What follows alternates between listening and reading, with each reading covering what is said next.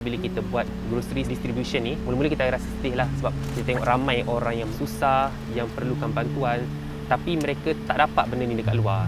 I think most people in Malaysia don't realize how bad food security is. We're so used to having an abundance of food and making different food choices that we don't realize how difficult a struggle it is for the poor. We don't realize that if we don't come up with a proper way of planning and strategizing how food security and food ecosystem works, one day we are going to be totally dependent on importing food, which we cannot afford, and that we're going to be raising a lot of sick children.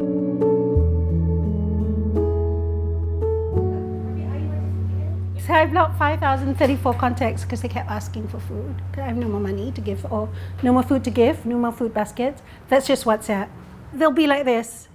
Give me food, then they'll show me all the broken houses, or they'll say, please help me, or they'll do, please, we're going to die of hunger. Assalamualaikum, Puan maaf mengganggu masa Puan saya dengan air muka yang sedang berusaha mencuba agar Puan tidak tinggalkan kami dengan kelaparan. This is the messages every day. Malaysia is double burdened in terms of malnutrition. We have the highest number of children who are stunted and the highest number of children who are obese. If we do not take care of that issue and implement the nutritional plan for 2025, we're going to have a lot more children having huge problems because we never address the root cause now. Ni van besar rasa kena parking sini kot. So hari ni kita akan distribute pada 100 orang family yang terdiri pada golongan asnaf dan golongan yang memerlukan lah. Yang satu van ni pun tak cukup lagi sebab semakin lama semakin ramai. Minggu lepas pun kita ada terima dalam 10-20 orang klien yang baru berdaftar. Kalau bulan depan ada donation, ada donor yang nak sumbangkan, so kita akan masukkan nama mereka untuk bulan depan. Pegang telur Okey. Oh, so kena pegang telur ke? Saya buat kerja ni sebab saya rasa kerja ni kena dengan jiwa saya untuk bantu lebih ramai orang. Bila kita buat grocery distribution ni, mula-mula kita rasa sedih lah sebab kita tengok ramai orang yang memerlukan, yang susah, yang perlukan bantuan, tapi mereka tak dapat benda ni dekat luar. Terutama daripada golongan-golongan yang bukan warga negara, yang dah menetap dekat Malaysia dah lama. Golongan warga negara yang tak dapat bantuan pun masih ramai lagi.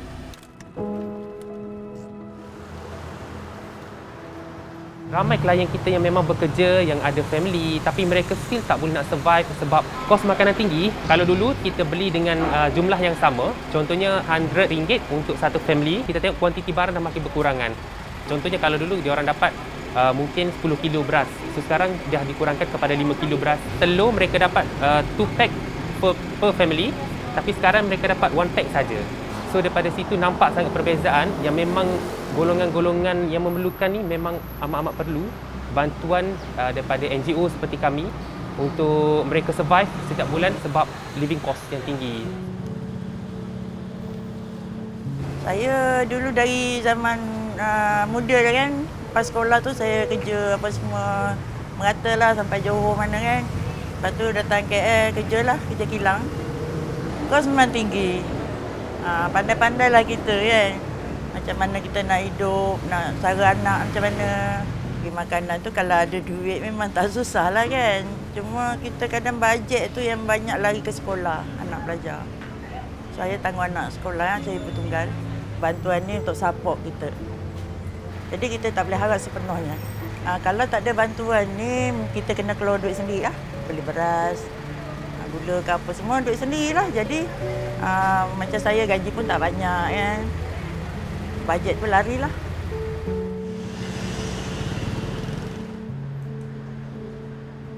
Looking at food security and food sovereignty and the whole emergency food distribution as a whole ecosystem, we've sort of put issues in silos. So we look at social protection issues, we'll say, oh, it's education, oh, it's hunger, oh, it's homelessness, oh, it's health, etc. And the truth of the matter is, it's not even a knock-on effect. It is just that we never prioritized food and agriculture. So, you know, with this new government, it's very, very important that we get food security and agriculture right. We've had various agricultural policies in Malaysia, and our policy implementation have been lacking focus in terms of productivity, climate change adaptations, protections of our natural resources, innovation within the agricultural sector, And as a result, we are a net importer of food, and Malaysia ranked 43rd in the year 2020, reflecting how food insecure Malaysia is during a crisis such as a pandemic. As for the dimension of quality, safety, and nutritional value, for example, people cut down on getting higher-end food and settle for cheaper food to sustain themselves, which often means the consumption of low-quality and low nutritional value foods. In 2022, this year, the score for protein quality under the Global Food Security Index is the lowest for Malaysia since 2012. And Malaysia is lagging behind South Korea, Japan, Singapore, China, and even Vietnam and Myanmar.